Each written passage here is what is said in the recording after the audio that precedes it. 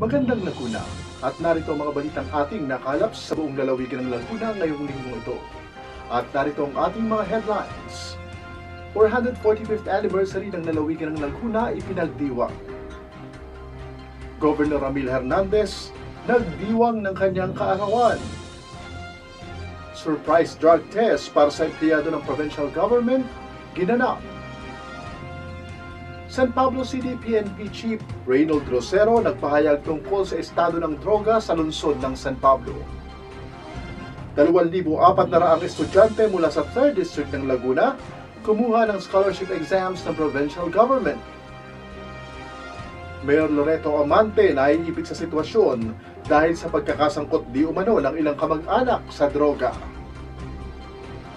Clearing operations ng San Pablo Lake patuloy na isinasagawa. At narito ang detalye ng ating mga balita. Kamakailan ay ginanap ang pagunita sa ika-445 taong anibersaryo ng lalawigan ng Laguna. At sa pamamagitan ng isang simpleng programa ay pinasimulan ni Governor Ramil Hernandez ang nasabing pagdiriwang. Pag sinabi pong pagkakatatag ng pamahalaang panlalawigan ng Laguna, hindi po ibig sabihin noon ay pagkakatatag ng Kapitolyo, pagkakatatag ng Sangguniang Panlalawigan Building o ng Governor's Office, o pagkakahalal ng sino mang gobernador. Ito po ay pagkakatatag ng kabuuan ng ating lalawigan. So ibig sabihin, ang sineselebrate po natin ngayon ay hindi po itong compound natin o ang ating mga opisyalis, mga empleyado, kundi yung buong mamamayan po ng Laguna. Tayo po ang bumubuo ng pamahalaang panlalawigan ng Laguna. Kaya ginagawa po natin ito ay para buhayin sa ating isipan na meron tayong pinagsisilbihan, meron tayong ginagampan ng tungkulin. Sinasariwa po sa ating alaala. Kasi para pong paulit-ulit sa ating Lunes hanggang Biyernes, parang paulit-ulit lang ating ginagawa. Diba? Parang pagising sa umaga, Monday, papasok. Pagdating ng alas 5, uuwi. Parang mechanical na lang tayo, na yun ang ating trabaho, kaya natin ginagawa. Kailangan dumating ang 15 at ang katapusan dahil kailangan nating sumweldo para sa pangangailangan. Pero importante na sinasariwa natin sa isipan na ano ba talaga ang pinakamalalim na meaning ng ating pong ginagawa. Ano po? Hindi lamang para sa ating pamilya, kundi para po sa ating pamahalaang panlalawigan na binanggit ko nga po ay binubuo ng lahat ng mamamayan po ng Laguna. Kaya ngayon po ay ika-445 taong pagkakatatag ng Laguna. Ito po ay nasa ilalim ng ating pangangalaga sa kasalukuyan at magiging papailalim sa pangangalaga ng mga mamamayan sa hinaharap, ng ating mga anak, ng ating mga apo. At hindi maikakaila na kung ano po yung ating mga ginagawa ngayon ay magiging makakaapekto sa mga bagay-bagay na gagawin ng mga susunod na henerasyon.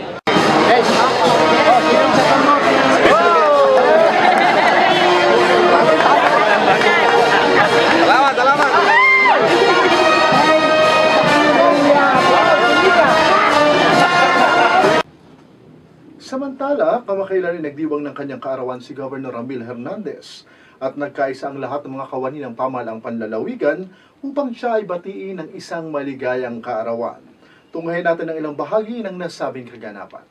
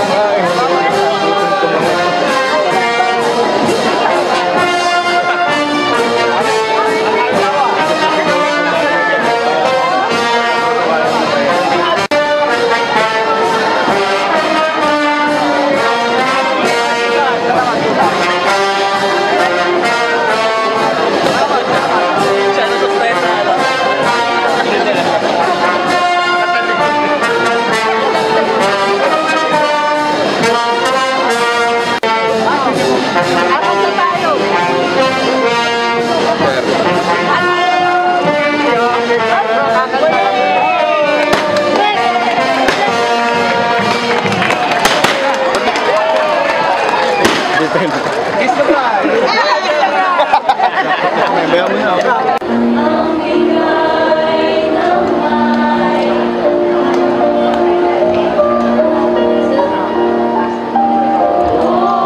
Saan mic natin?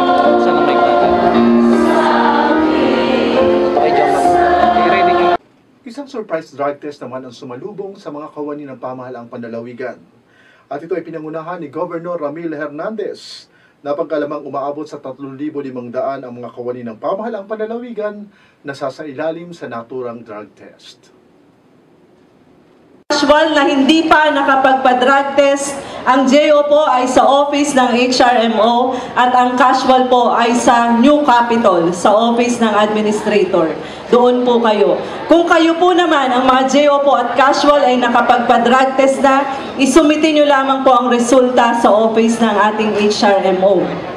Okay po, ito po ang magda-drug test ngayong araw, si Governor Ramil at lahat ng mga department heads, Provincial Jail, LTMO, Provincial Engineering Office, GSO, Sports, PDRIM, MISO, PTO, Office of the Vice Governor, Sangguniang Panlalawigan Secretariat and Legislative Staff, at ang ating taga-Provincial Health Office. Naririto po ang mga representative ng CIDG PNP Crime Laboratory. Sila po ang magkoconduct ng drug test para po sa ating mga permanent employees. Sa atin po namang mga JO at casual, meron po tayong inimbitahang 2 accredited ng DOH na magda-drug test. So kung kayo po ay hindi pa nga nakakapagpa-drug test, kayo po ay magtutungo sa kanila.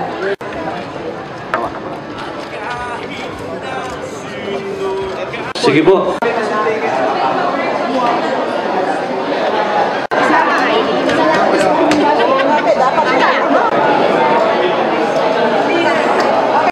Sasabit na. Sa ng media. Hindi ko pong drug test. Ayan.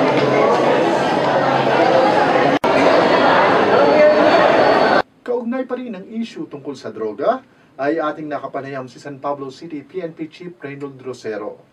Ano na ba ang estado ng patuloy din ng pagpapasuko sa mga users at pushers ng illegal na droga sa lungsod ng San Pablo? Panoorin po natin ang nasabing panayam.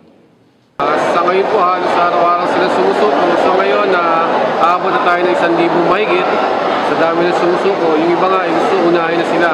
Ang ginawa po namin dito sa siyudad ng San Pablo, ginawa po namin yung clustering. Hindi po siya pwede yung sabay-sabay dahil masyado masikip. So, sa clustering po ng mga barangay, may mga schedule po sila kung kailan sila pwedeng sumuko at may proseso. Pero lahat po ay pinibigyan namin ng pagkakataon. Kahit po linggo, nag-ano po kami, nagkakatok sa mga bawat tahanan dun sa uplan-tokang po natin. Bali po yung pangakatok niyo po, continuous pa rin po yun kahit po may mga ganitong proseso ng pagsuko? Tuloy-tuloy po yan. Bali, nakipag-coordinate rin po kami kay Mayor at yung buong suporta ng local government unit talagang nandoon po. Kaya makakasakay ng palaging may mga susumpa na nagbalik loob sa tamang landas, hindi na sila gagamit na illegal na droga. Sir, sa ngayon nabanggit nga po ninyo na may 1,000 na ang ating mga napapasuko. Sir, sa estimate nyo, may gaano karami kaya dito sa lungsod ng San Pablo? Sa lungsod ng San Pablo, sa tingin ko, sa datos, sa data, tayo po ay aabot siguro ng mahigit pa na 2,000. Palabas din. San Buenaventura. Mas malakas.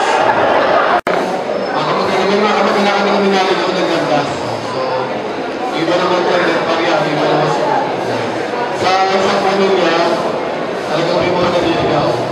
So, hindi ibig sabihin na naliligaw kayo, wala na kayong pag-asa. Lahat naman yung pag-asa.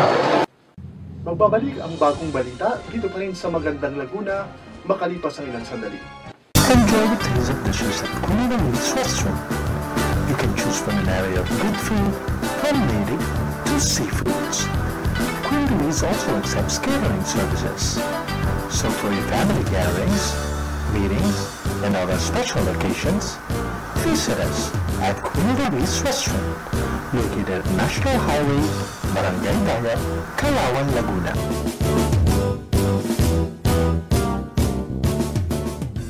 Having problems choosing your destination? Transportation and lodging? Worry no more because Navis Lane Travel and Tours makes your traveling a lot easier. Locally, we offer tour packages that include optional side trips and other activities, and we can also make travel plans for you.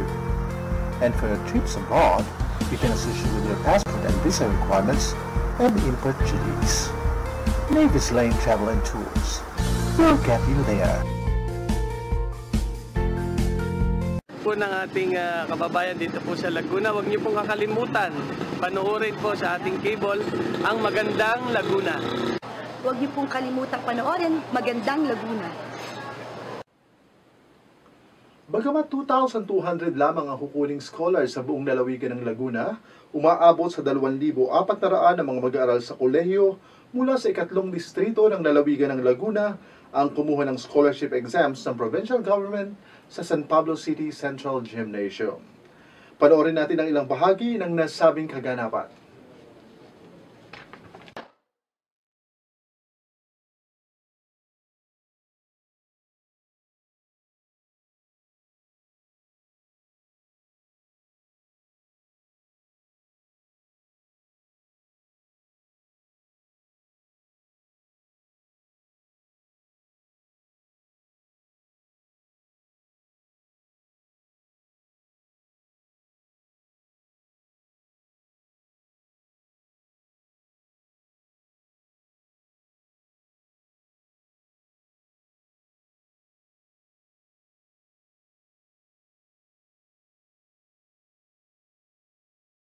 Sa ngayon po, naririto ngayon, base po sa aking mga naging karanasan, estimate ko po is nasa more or less 3,000 po na yung mga bata na nag-i-interest na mapasama sa ating programa ng scholarship program ng ating kagalang-galang na Governor Ramil L. Hernandez.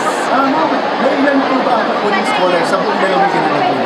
Naku, yan po yung medyo mabigat-bigat kasi sa dami po ng kumukuha ng examination na naranasan po namin noon na minsan ay humigit kumulang sa 20,000 to 30,000.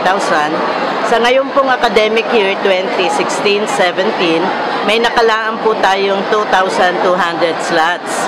Ito po yung sabi natin ay maliit, pero ito lang po yung may kakayahan tayo na magbigay ng financial assistance dahil ito lang po yung nag-graduate last school year, 2,200 po.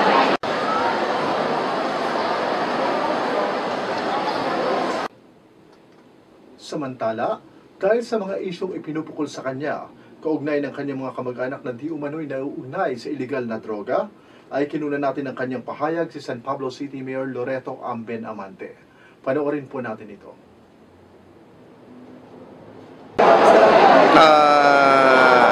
Siyempre, sa bahagi ko, talagang kailangan nating patunayan na talagang tayo'y very consistent sa ating mga sinasabi at talagang pinapatubad natin kung ano dapat ipatubad. Lalo tigit kung ano ang tagubilin ng ating bagong Pangulong Rudy Duterte.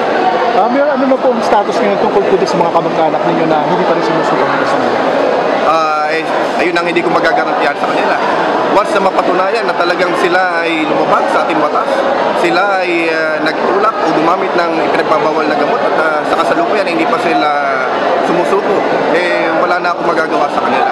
Sabi ko nga, from 2013 pa lamang hanggang sa kasalukuyan, kada magkakaroon tayo ng chief of police, in public sinasabi ko na kung meron man akong kamag-anak na gumagamit o ginagawang hanap buhay ang ipinagbabawal na gamot, inyong hulihin at hindi lamang bayan ang inyong natulungan, kundi pati ako natulungan yon. Dahil alam ko, Alvin, saksi ka na tuwing eleksyon na lamang, kaya yan ang ginagamit na sandata ng aking mga katunggali sa halalan. Pero kita mo naman, Alvin, ang ating mga kababayan kailanman hindi naniwala dyan. Kung kaya overwhelming lagi ang lamang ng inyong lingkod. Dahil yan siguro sa pagtitiwala nila na kailanman ako mismo walang kinalaman at kailanman hindi ako nakinabang dyan sa pinagbabawal na droga. Hearing operation sa kapaligiran ng lawa ng Sampaloc patuloy na isinasagawa ng San Pablo City Government sa hangad na maging #1 tourist destination ang nasabing atraksyon sa buong Southern Tagalog Region. Narito ang report. Continuous ba yung sinasagawa niyong clearing dito sa Sampaloc? Simula nung last week of June, continuous yung sinasagawa naming clearing operation para makita rin naman ng mga tao na talagang inuumpisahan na namin na ayusin ang Sampaloc Lake. Bali sa kabubuan ng Lawa, may ilang percent na yung na-demolish na, na-clear na?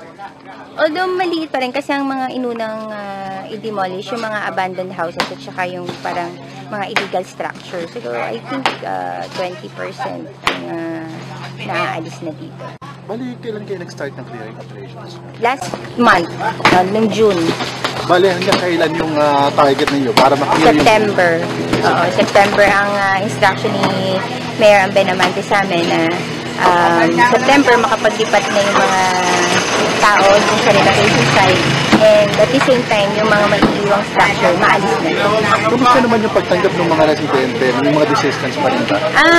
Nung una, tingin naman namin normal naman yun.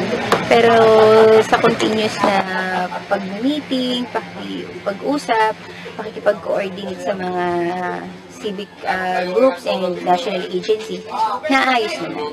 Bali, anong may expect ng ating mga kababayan after na ma-clear itong kabuuan ng Lawa?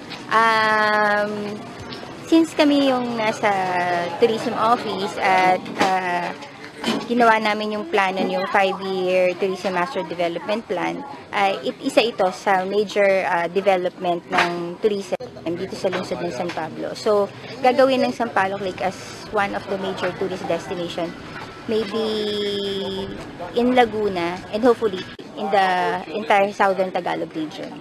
Okay. Sumainyo kabuuan ng ating mga balita sa linggong ito. At bago tayo magtapos, ay nais muna nating batiin ng isang congratulations ang bumubuo ng Tri-Media Net Promotions dahil sa pagbubukas ng kanilang bagong tanggapan sa lungsod ng San Pablo. Ito po ay matatagpuan sa number 4 Hermanos Belen Street, Barangay 3A, San Pablo City. At para rin sa ating mga barangay officials at aspirants para sa halalang pambarangay, maaari rin kayong magsadya sa tanggapan ng Tri-Media Net Promotions para sa inyong mga campaign materials at gayon din para sa consultancy kasama si Ginoong Ray Coronado. At gayon din ang pag-anyaya natin sa lahat ng ating mga professionals, non-professionals at mga estudyante na gustong magkaroon ng trabaho. Meron din po kaming ino-offer bilang mga accounts executive sa tanggapan ng Tri-Media Net Promotions. Kaya yung mga nagnanais na maging bahagi ng magandang Laguna, mag-apply na po kayo. At yan ang kabuuan ng ating mga balita. Sa ngalan pa rin ng ating mga kasamahan sa pagkalap ng balita, ito po si Aldrin Cakayan para sa Ang Bagong Balita dito pa rin sa Magandang Laguna. Huwag po kayong aalis, magbabalik po kami. Enjoy the taste of dishes at Queen Louise Restaurant. You can choose from an area of good food, home-made to seafoods. Queen Louise also accepts catering services. So for your family gatherings, meetings, and other special occasions, visit us at Queen Louise Restaurant, located at National Highway, Barangay Daya, Calauan, Laguna.